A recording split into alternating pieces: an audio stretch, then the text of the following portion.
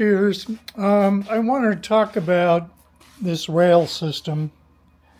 These need to be removable. All you need is a keeper bolt at the end and this end, and then make this so it can slide out and be replaced or rotated. The problem with this is, and I'm using a soft plastic driver to try to get this out, this has to have been press fit in. And that's a disaster for Atomstack because it means that you can't service the X or Y rails, and they only last 6 to 8 months. This one has 900 hours on it. There's all kinds of places where the plating has come off, and unfortunately that makes it completely useless for lasing. So I wanted to put this very brief video together so you can review it with Andy. It's not a big change to make, but the other thing is you got to talk to your manufacturer about this rail itself. This has very, very poor quality plating on it. And the problem with that is that plating basically just wears right off after, only 700-800 hours. Once that plating is gone, you can't repair this. So, like I say, I thought I'd take a brief minute to show you. And this applies to both the X and Y axis. It applies to both the top and the bottom, because you can't get either one of them out. If I could get them out, if I could replace the wheels on the rollers, I wouldn't have a big problem with it. I would have just ordered the parts and done it. But the problem is each one of these parts as a full assembly is probably a couple $100. So the problem with that is, of course, you just throw the laser away. All it is useful for spare parts for somebody else. It definitely is not viable for commercial use. Commercial use class machines are designed to be repairable.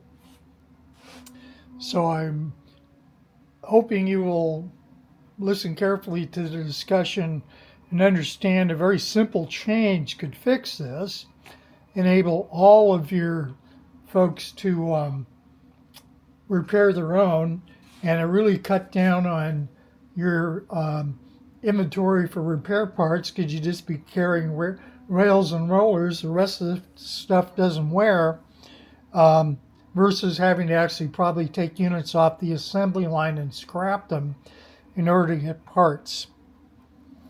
So that's my 2 bits on that. Thank you. Cheers everyone, Cloudfather here. As you can see, we have all of our vents now done. We've cleaned the honeycomb out. Made a new door latch. I like this because it closes nice and tight, but it's easy to open. What we've been doing on these rails is taking a Dremel tool, in this case a Bauer version, this guy, and notice I'm using a soft wire brush. And what I'm doing is effectively honing down the rough areas. This isn't as effective as replacing it, but at this point, getting it cooled with liquid nitrogen to get it out of here, which is the only way you can do it safely. I've got to find somebody to do that if I'm going to take it any farther. My goal right now is to get it as smooth as possible. And we do that just by taking this and very slowly going over any place that's got marks. Again, I'll try to see if we can focus this down so you can see the marks. They're very difficult to see. I have to kind of look at them from the side. I don't think we're going to be able to see them. Too much reflection. But they're definitely there. They're now better because I've spent about an hour just on this one. I did the same thing on the X and the Y axes. I haven't done the tops yet, but they were much cleaner because they're easy to wipe clean when you're using it. I've also taken the rollers out and both cleaned and lubricated them. They're showing signs of wear, so the best I can hope for is maybe a tenth of a millimeter change in accuracy.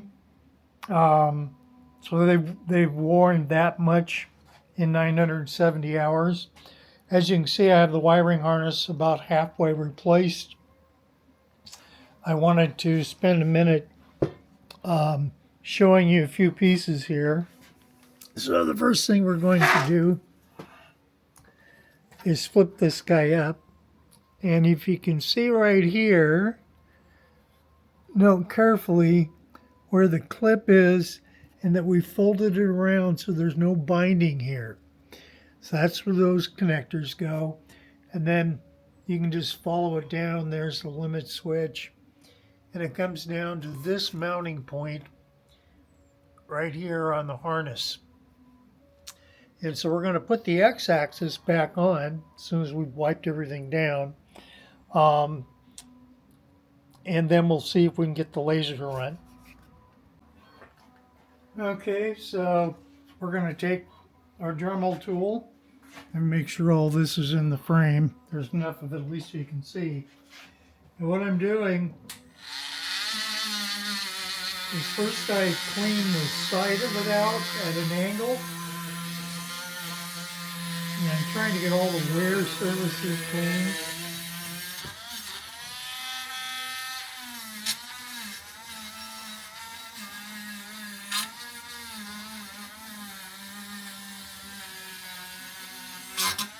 And you want to just work a small area at a time.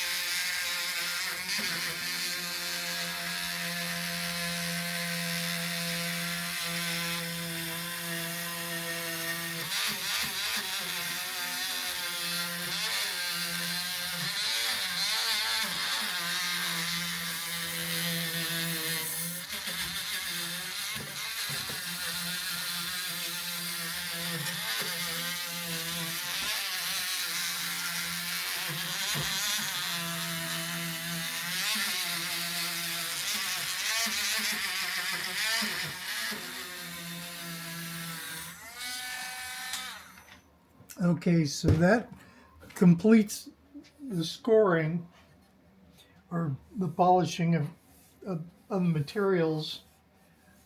Is this perfect? No, I can still see surface defects, and that is caused by the plating not being properly put on these rods. If they'd done a good job and had done a triple braided chrome or similar, we wouldn't be going through this exercise, because chrome is very hard, and if there's enough thickness of it, it wears very well. So now the other thing I'm going to do, basically take a needle oiler and oil the rail. This helps both lubricate and improve the ability to resist rusting. I mean, this one's bad. The plating's all peeled off on this end. This, of course, right here is the area that I use the most. This would be X and Y0. This is the belt tension. So if you look at this, this is your mount that drives the laser head. I have already lubed and cleaned all of this in here. This is about right belt tension. And you want to be careful. You got a little connector down here in the end, which you have to put the limit switch in, which is down here. But generally, this doesn't get a lot of wear. And I haven't had to tighten any of the belts. All the problems have been in the rails. These rails should have been designed with a little cap on each end, so you can unscrew a couple screws and just slide the rail out, rotate it, and then slide it back in. That would have been a much better way.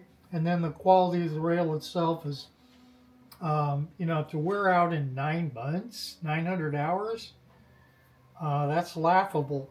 It's that bad. Certainly wouldn't cut it in the aerospace industry.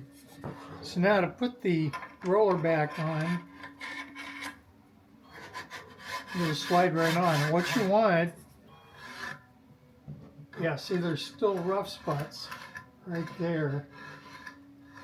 And what I'm doing is running it back and forth and finding out where the little pits are.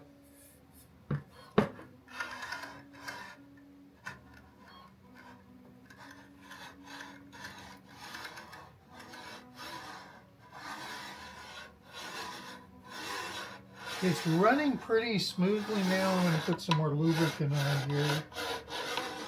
And you have to push down this way, and then you have to push up to make sure that you've got the surface fully wiped.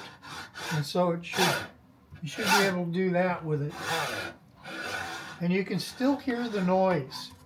And that noise is the fact that these wheels have worn a little bit, and anything that's a noise translates into rocking like this. It also rocks this way, you notice. And that's the reason why the eccentrics are a problem. The biggest problem with this design is somebody in manufacturing decided to glue these in. And the problem is, if you do that, then you can't adjust the slop that you're seeing here. You can hear the slop. So that, you know, this can't have any wiggle, because if it has wiggle, your X, Y, and your Z are all going to be off. You get wavy lines. Again, I've been talking with Atomstack about a redesign of this so it is serviceable, and getting a service repair kit, which would be, you know, this block and the ones in the y-axis the same, with a spring-loaded tensioner, which is much better than an eccentric. It gets rid of all the adjustment issues. And then replaceable pulleys. You cannot remove these. They have been pressed in, unfortunately. I thought they were a screw originally, but even with 50 foot-pounds of torque, you can't budge these. So for all practical purposes, if you have a problem, and these are going to wear in a year's time, these will be shot. And if they're making this kind of noise, that's because everything's wearing on the surfaces of both top and bottom. The other reason why I lubed this is I wanted to see where what the grease patterns look like. Now it's interesting, this is more free, except for down at this end. It's more free upside down than it is in X. So we'll add some lubricant here. I haven't lubed the top one yet. I did the y-axis the same way, both sides. And of course, this is the impossible to lubricate. These little needle lubrication things are great. Okay, so that's running a lot more free. So what I'm doing is I'm working the oil into the wear areas. I mean, at 45 degrees, this should slide by itself. And you can see it doesn't do that, and that's because of the wear and the uneven surface, both top and bottom rails out. So will it work for lasing? Yeah, but it's on the way out. It isn't going to be more than a few hundred hours before this is, I have to take it all apart and do this again. And every time I do this, I'm taking off, 100,000ths, which is adding to the wobble, because you're removing what keeps it from doing this or tilting this way. So it's lubricated, it's not binding. The reason why I ended up doing this to begin with is the wiring harness failed. And so when I started taking the wiring harness out, I found that there was a lot of wear everywhere. And this is annoying because, as most of you know, I spend a great deal of time keeping my laser clean. So, I mean, for the cost of 50 cents, literally, and an hour of engineering design time, this can be designed to be a replaceable bar, top and bottom. The rollers can be replaceable, and you can put a tensioning spring in, and you've solved your problem. So hopefully in the new lasers will do this. The other thing that Atomstack should consider is actually offering an exchange service where you send your bar in and they send you a new bar. It'll look almost the same, but it'll have a clip in each end with a screw in each end to hold the bar in, so you can rotate it and clean it yourself. And it will have this part, which holds the laser head, redesigned so it's self-tensioning rather than the eccentric, and you can replace the rollers. That's something they should do for every customer that has an existing laser. It shouldn't be free, because it's just like putting brakes in your car. $100 would be a fair price to get both X and Y set up with the upgrades. And that's what I'm recommending to Atomstack, to Jason and Cathur. Again, the basic design wasn't bad. The problem is the manufacturing shortcuts and the really poor plating job of these rails and the inability to get in and clean under here. This is very difficult to do because you can't see it once it's in the laser. So you need to, about every 60 days, pull the laser out of your enclosure and then clean and burnish everything.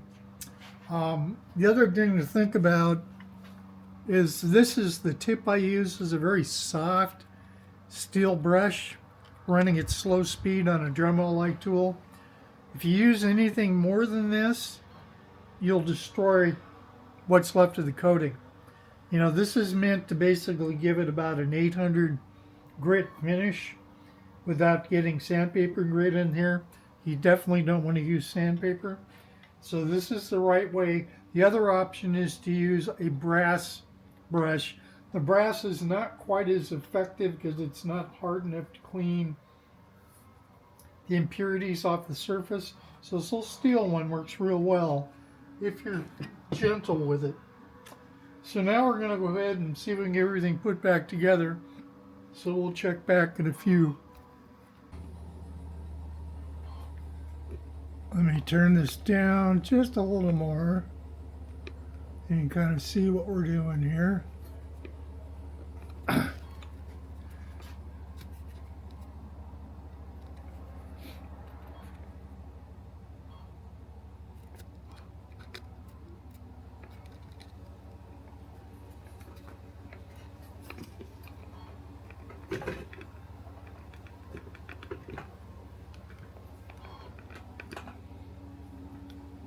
See if we can get everything to cooperate here. So the first thing I want to talk about is we now have the X-axis ready to go back in. The first thing you need to do is look for these two little holes which go in the center two holes, and you want to put this in because that's connecting the roller assembly to the belt. So we have to do that on both sides. So that's the first thing we're going to do.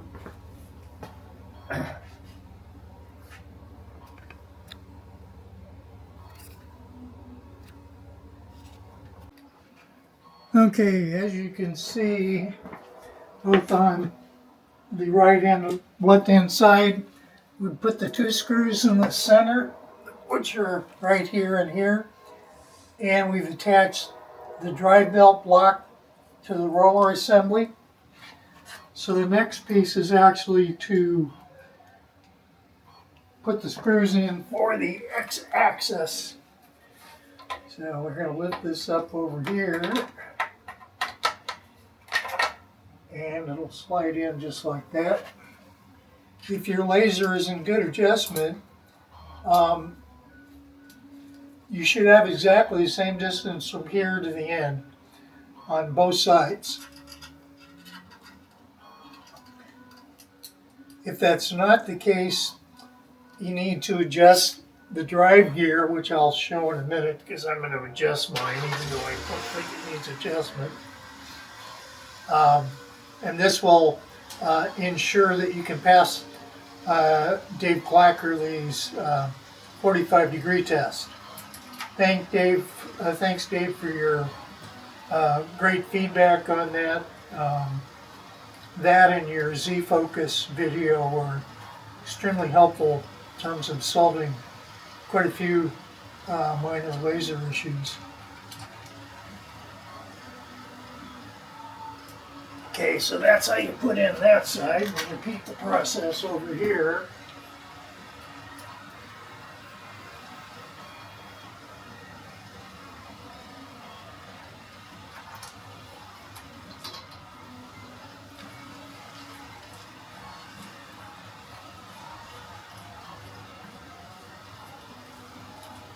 Make sure that you do not over tighten things. You want them snug, but don't over tighten them. If you over tighten them, you just toss the whole laser in the bin.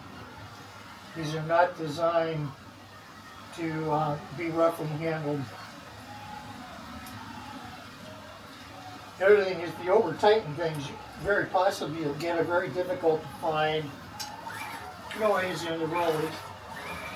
Okay, so now the test is, okay, so what I'm doing is I've run the belt all the way to the back, and now I'm going to get my calipers out. We're going to measure left versus right. So let's see here, and you can do this in just about anywhere, but I do it this way.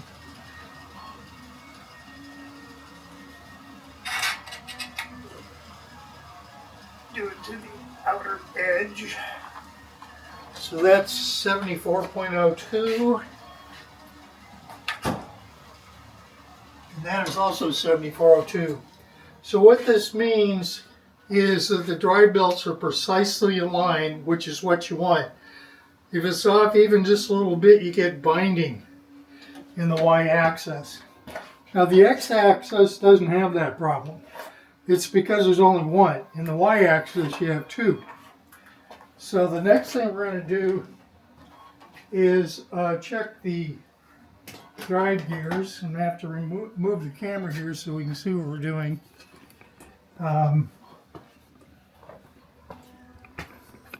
Sorry, I have very limited video here, but I wanted to make sure that you could see some of the important things you have to know to get your laser done.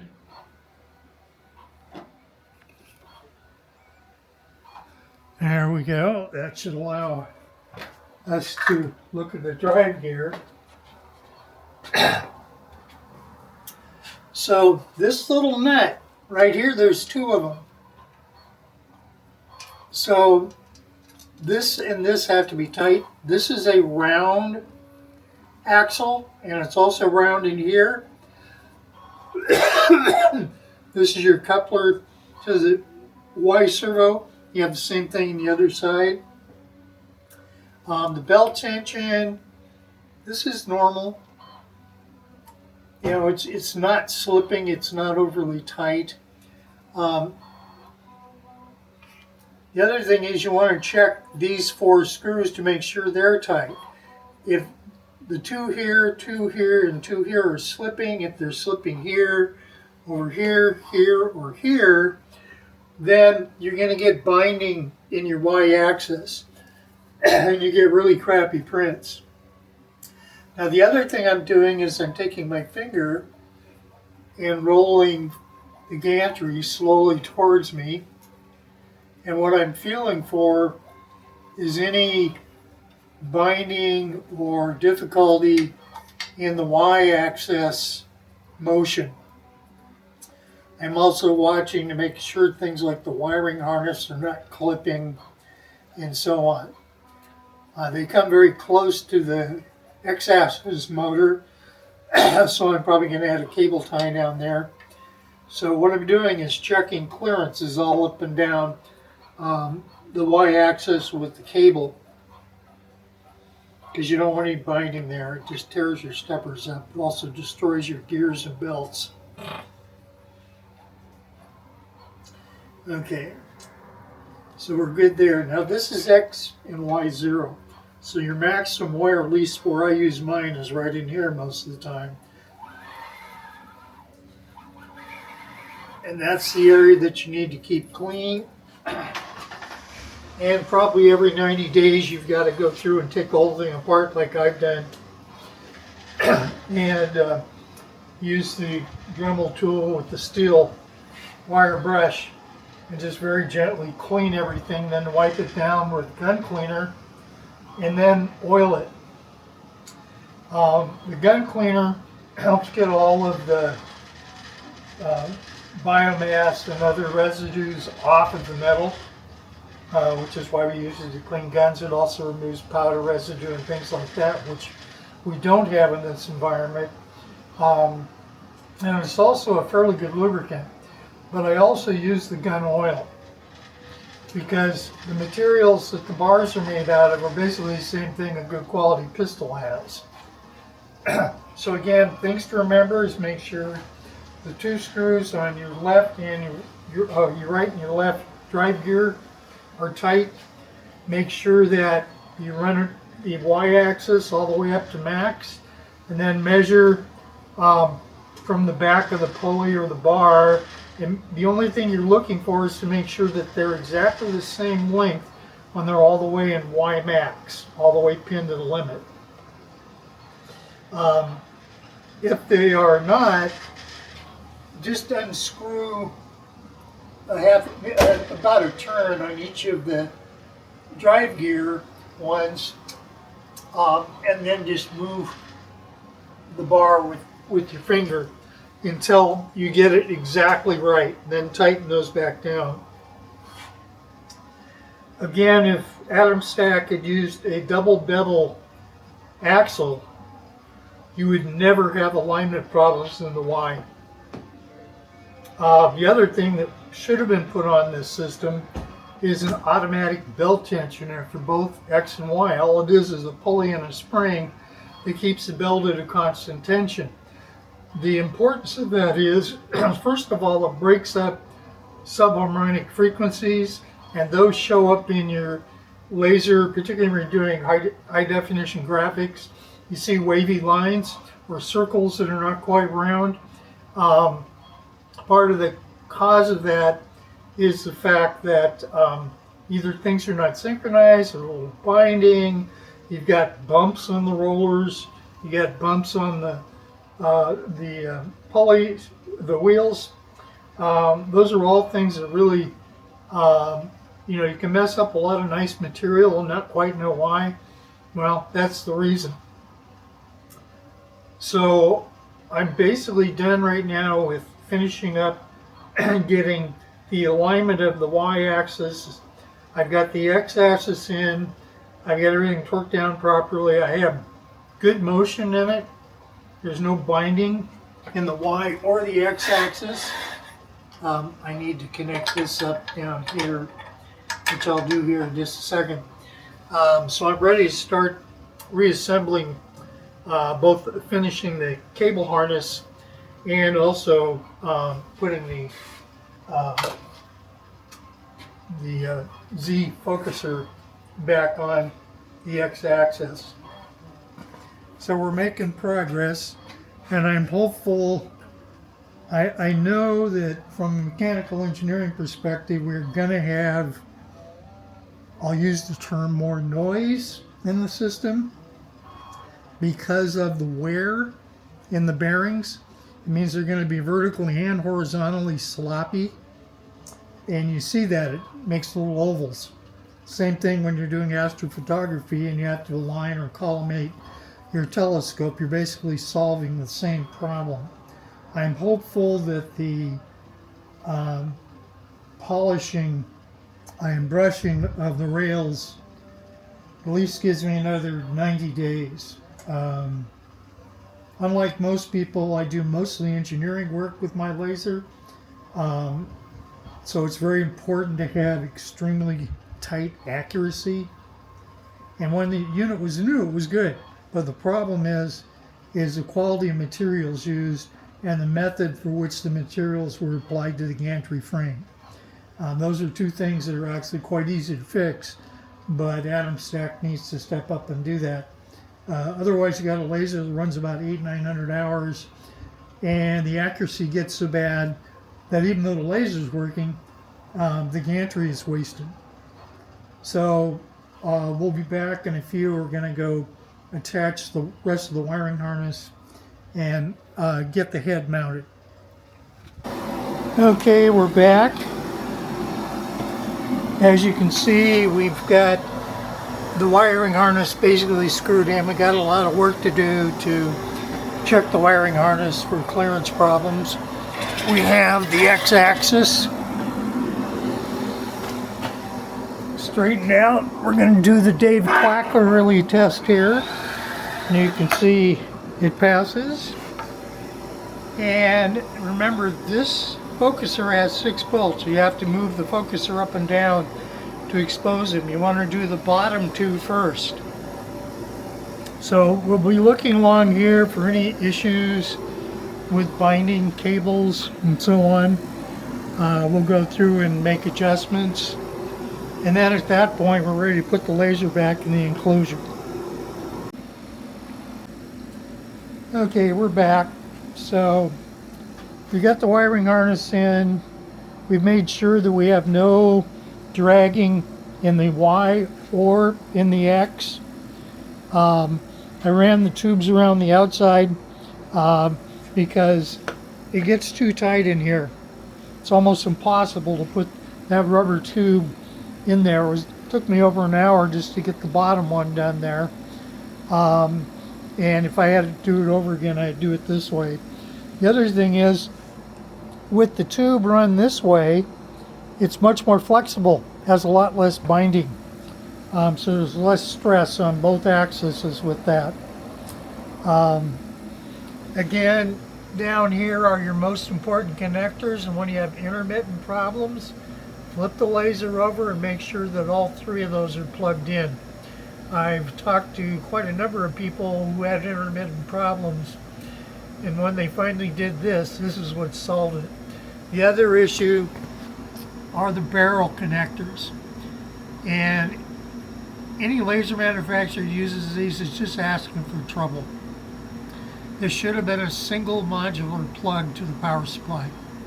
Much cleaner, no mechanical issues, has no problem handling the 6 to 7 amps of peak current that go through here. So again, we got it back together. The design flaws are the fact that we can't take the rails out, and the eccentrics have been glued in. These are the eccentrics right here, as well as the wheels. This wouldn't meet commercial grade. If you're going to have a commercial grade laser, everything needs to be repairable with minimum parts. So instead of having a spares kit that is just 9 wheels, 9 screws, and 2 eccentrics, you basically have to replace the entire rails. And you have to replace both X and Y because both of them have wear, because we can't fix these axes. Now what I did to these is I basically took 3 hours and polished these as best I could.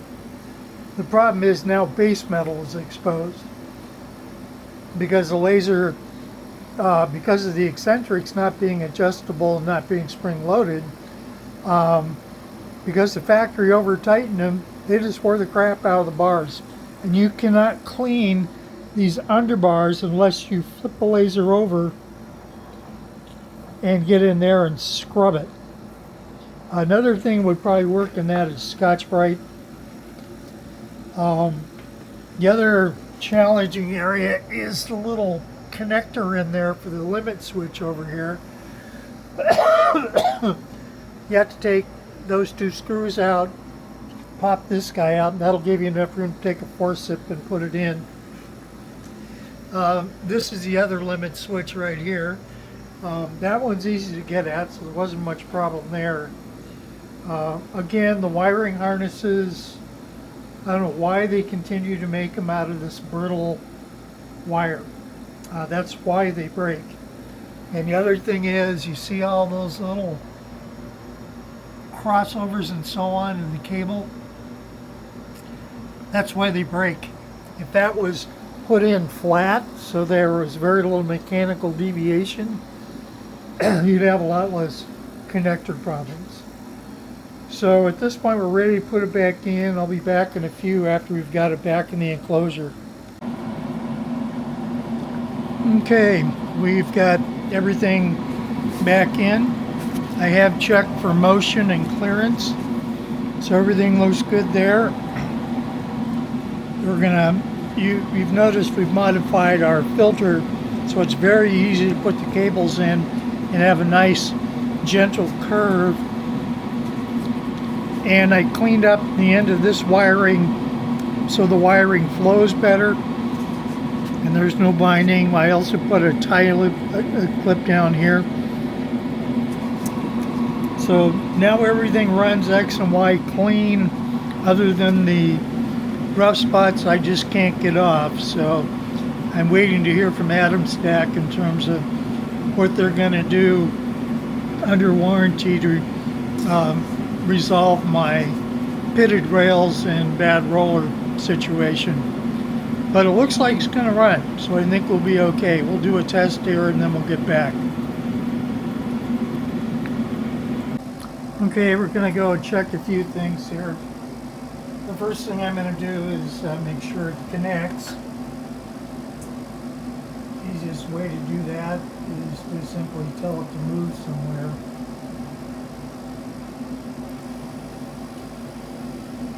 And yes, it still likes us. So now the next thing is to go through and set the focus actually the Z-axis up. And I really hate that they put the macro in a different thing. It was really dumb.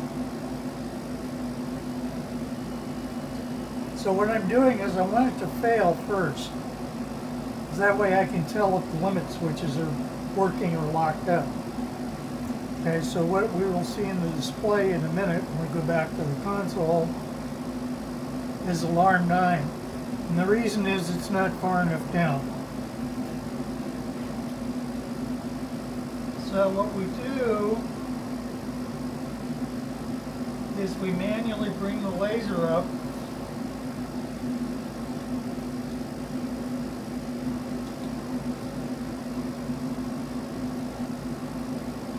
So we have about 5 mils of clearance, which is what's in the manual.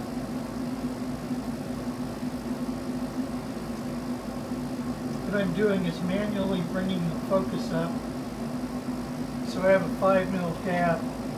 This is my tool.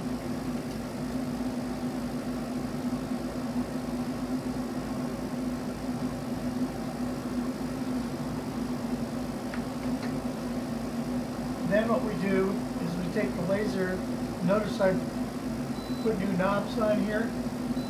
That's to make this much easier. I've now slid the laser down. That of course generates an error, so we'll clear that. Now what it should do is go back to home, which is what it's doing.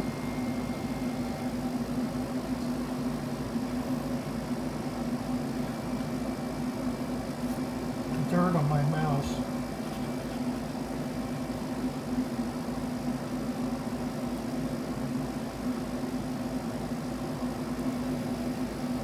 So we're repositioning. Now we're just looking to see if the focuser finishes with an OK.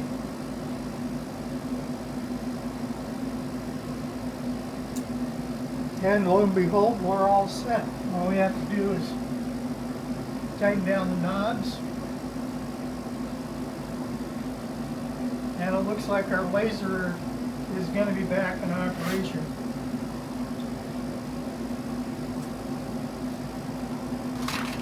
So I'm thankful we were able to get it back together, but I have no illusions about the fact that the accuracy of the laser is compromised due to the bearing, the rail surface issue, and the inability to actually repair that.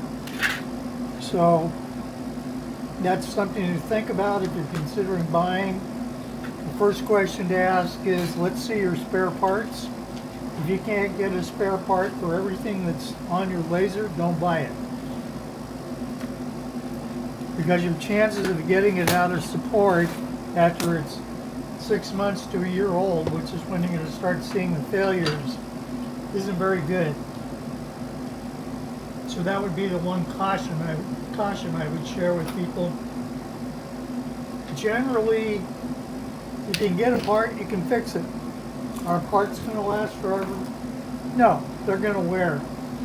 Wear components are pulleys, rails, belts, gears.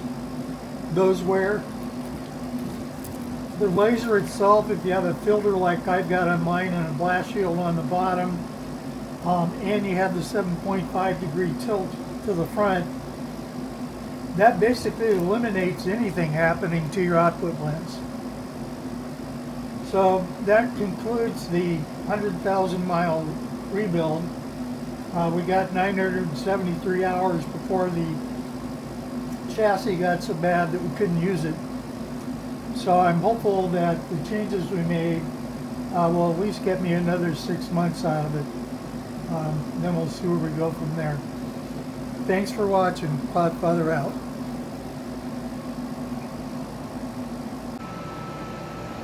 Well, it looks like we were successful. You know, we still have the issue of the rails have a lot of wear on them, so the laser isn't going to be accurate. But for doing image work, it's much better than it was, although I'm still going to have to find some parts. The other thing that's working really well are the new air directors. This normally would be extremely smoky, and I can't even see the smoke anymore. There's nothing anywhere. The air is moving so fast, it's not getting any chance at all to even condense. So the new airflow mods were fabulous. They made a huge difference in how clean the laser stays, as well as the internal of the enclosure. I like the new latches too. There are no air leaks now. So that's all we have. Thanks for watching. We'll see how this goes in the future. Cloudfather out.